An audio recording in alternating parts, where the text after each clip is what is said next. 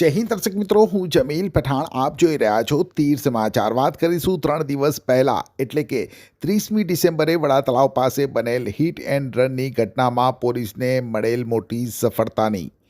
જી હા, પાવીજેતપુર પોલીસે hit and run અકસ્માત ઘટનામાં ફરાર અજાણ્યા વાહન અને તેના ચાલકને શોધી કાઢી ઝડપી પાડ્યો છે.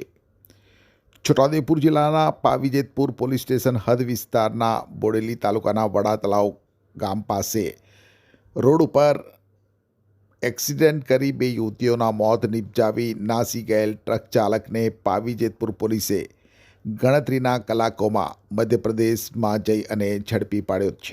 છોટાઉદેપુર ડીએસપી આઈજી શેખ દ્વારા હિટ એન્ડ રન અકસ્માતની આ ઘટનાના નોંધાયેલ ગુનાના વાહન ચાલક આરોપીને શોધી કાઢવા માટે આપેલ કડક સૂચના અને માર્ગદર્શન આધારે પાવીજેતપુર પીઆઈ એલપી રાણાના સુપરવિઝન હેઠળ સઘન તપાસ હાથ ધરવામાં આવી હતી.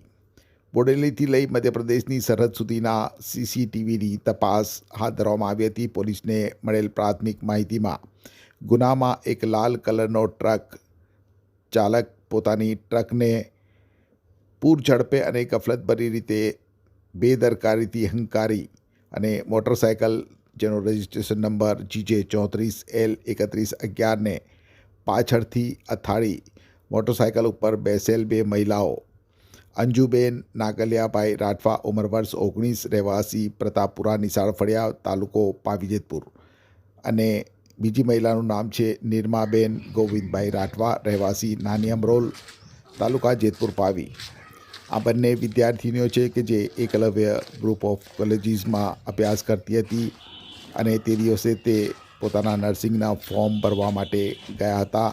પરત ફરતા તેમની સાથે આ અકસ્માતની ઘટના બની હતી, જેમાં આ બંને વિદ્યાર્થીનીઓના મોત નીપજ્યા હતા. આ બંનેને માથાના ભાગે ગંભીર ઈજાઓ કરી સ્થળ ઉપર મોત નીપજાવી તેમજ બાઇક ચાલક મનહરભાઈ વિનુભાઈ રાઠવા રહેવાસી પાણીબાર તાલુકો પાવીજેતપુરનાઓને ગંભીર ઈજાઓ પહોંચાડી ટ્રક ચાલક તેની ટ્રક લઈને નાસી ગયેલ.